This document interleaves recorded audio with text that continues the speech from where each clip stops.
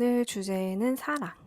사랑이 뭔지, 또 연애랑 결혼은 뭔지, 어떤 사람이랑 결혼을 해야 하는지 얘기해 줄게.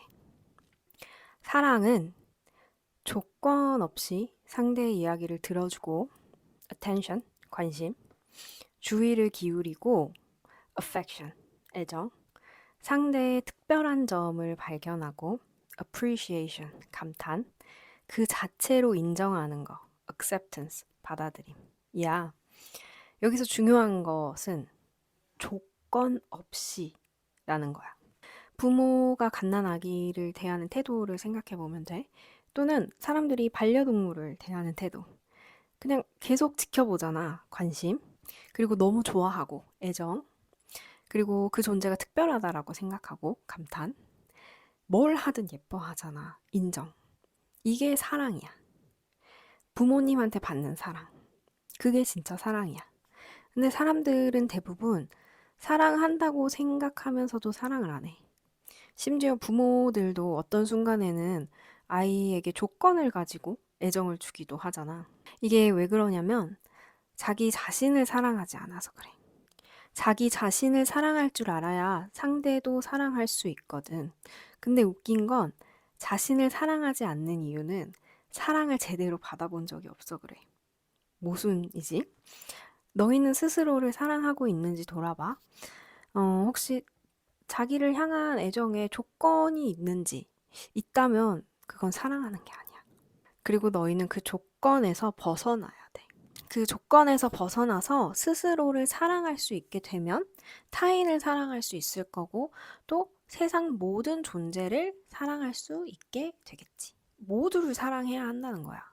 나랑 남은 다른 게 아니거든. 성경에 그런 구절이 있잖아. 네 이웃을 내 몸처럼 사랑하라고. 불교에서는 자타불이라고 해. 나랑 내 이웃이 다른 게 아니야. 하나야. 나를 사랑하면 이웃도 저절로 사랑하게 돼. 사랑은 자연스러운 거고 인간만의 것이 아니야. 그럼 우리는 결국 세상에 존재하는 모든 것을 사랑해야 한다는 건데 연애랑 결혼을 세상 모든 존재와 할 수는 없잖아. 그렇다는 것은 사실 연애와 결혼이 사랑과 상관이 없다는 것이야. 연애랑 결혼을 하는 사람을 사랑하지 말라는 게 아니고, 그건 당연히 사랑해야지. 그 상대방도 존재인데. 근데 그 사람만 사랑해야 한다는 게 아니라는 거야. 그렇다면 연애, 로맨스는 뭘까? 연애는 끌어당김, 욕망, 그리고 소유욕의 콜라보야. 우리는 어떤 관계든 어떤 이유에서든지 서로를 쌍방향으로 끌어당겨서 시작을 해. 꼭 연애뿐만 아니라 친구 관계도 마찬가지지. 사람이 타고난 매력일 수도 있고, 가진 물건이나 지위일 수도 있고, 환경일 수도 있겠지. 어쨌거나 서로를 끌어당겼어. 그리고 이제 그 사람에게서 무언가를 원하기 시작하는 거야. 이게 욕망, 색욕이야. 뭘 원하냐 하면 내가 어떤 특정한 감정을 느끼게 해주길 원해. 예를 들면 내가 특별하다는 감정. 왜 그걸 상대에게서 원할까? 스스로 그렇게 느끼지 못하니까. 일종의 결핍인 거야. 혼자서는 자신이 특별하다라고 느끼지를 못하니까 상대를 통해서 경험하기를 원하는 거지. 그리고 그 결핍은 너의 에고가 만든 두려움으로 인해서 생긴 거야. 예를 들면 상대에게서 인정받고 싶은 사람은 내가 충분히 노력하지 않으면 이 사람은 나를 사랑하지 않을 거야. 라는 두려움이 있을 거야. 그리고 상대를 통해서 결핍을 채워본 사람은 이제 그 상대를 갖고 싶어 해. 왜냐면 혼자서는 그 결핍을 채우지 못할 것 같거든.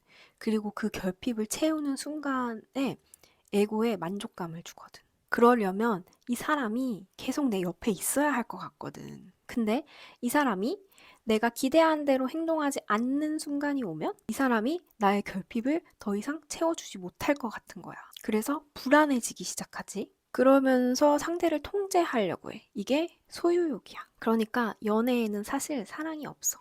물론 연애하는 상대와 서로 사랑할 수 있지. 그런데 한 번이라도 상대의 행동이 마음에 들지 않아서 화난 적이 있다면, 그래서 싸웠다면, 그건 사랑이 아닌 거 알지? 조건이 생겼잖아. 상대의 행동을, 상대의 가치관을 바꾸려고 한다면 그건 사랑이 아니야. 욕망이야. 연애는 자연스러운 게 아니고 인간이 만들어낸 개념이지. 에고 그 자체, 마음으로 하게 되는 거야. 그래서 연애를 하면 마음이 아픈 거야. 연애 자체가 원래 그런 거니까. 결혼도 인간이 만들어낸 개념이지. 연애랑은 조금 달라. 법적인 책임과 안전장치를 제공해주지. 대부분의 국가는 일부 일처제야. 일부 일처끼리만 성관계를 하라는 뜻이지. 이거는 소유욕과는 조금 다르게 도덕적인 신뢰와 책임 그리고 안전한 성관계를 뜻해. 일부 다처제 사회에선 그게 도덕적인 신뢰와 책임, 안전한 성관계일 거고. 그리고 혼인으로 맺어진 가정은 경제 공동체가 돼.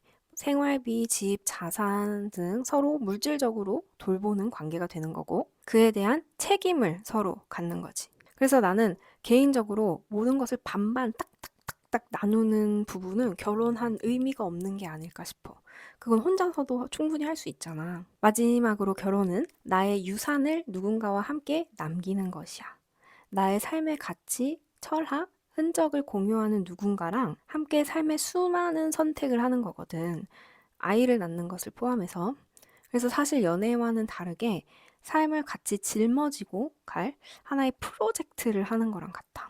그래서 연애에서는 마음, 에고로 인한 부정적인 감정들까지 연애의 한 부분이라고 생각할 수 있겠지만, 결혼에서는 그런 감정들 때문에 문제가 자주 발생한다면 적절한 결혼이라고 볼 수 없지. 결혼은 에고를 지운 헌신이어야 돼. 근데 자꾸 에고가 개입하니까 결혼 생활이 힘든 거야. 그럼 이제 결혼은 어떤 사람이랑 해야 되나? 일단 먼저 성관계의 짝꿍이 돼야 되니까 당연히 네가 매력을 느끼는 사람이랑 해야겠지. 너무 막 싫은데 억지로 할 수는 없잖아. 그건 너를, 네 자신을 저버리는 거니까.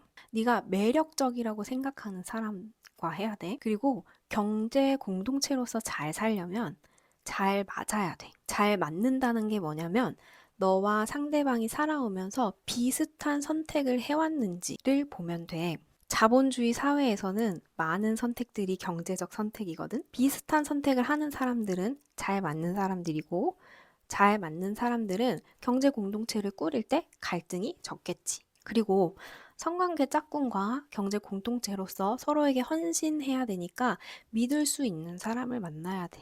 마지막으로는 함께 유산을 남기려면 삶을 바라보는 시선이 같은 사람을 만나야 돼. 너와 같은 것을 이 세상에 남기고 싶어 하는지를 보는 거야. 삶의 여러 부분에서 사람들마다 다르게 생각할 수 있는 부분이 너랑 비슷한지를 봐. 돈에 대해서, 관계에 대해서, 성공에 대해서, 자유에 대해서 어떻게 생각하는지, 죽기 전엔 무엇을 해보고 싶은지, 자녀는 어떻게 기르고 싶은지를 물어봐.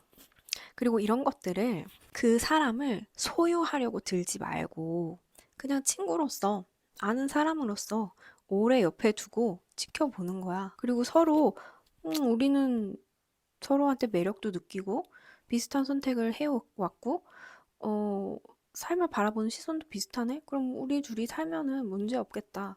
그런 사람이랑 결혼하는 거야. 근데 무엇보다 중요한 건 사랑하는 거야. 연애 안 해도 돼. 결혼 안 해도 돼. 근데 사랑은 해야 돼. 왜냐면 사랑이 존재의 본질이거든. 조건 없이 사랑하면 그 관계는 영원할 거야. 상대를 사랑하려면 뭐부터 해야 된다고 했지? 너부터 사랑해야 된다고 했어. 너를 사랑하려면 내 안에 있는 두려움과 진짜 너를 구분해야 돼. 내 여러 영상들을 보면 조금 도움이 되지 않을까 싶어. 오늘도 사랑 이야기인 척, 사랑이 아닌 것에 대해서만 잔뜩 이야기를 했는데, 내 이야기를 듣고 어떤 생각이 들었는지 댓글로 알려줘.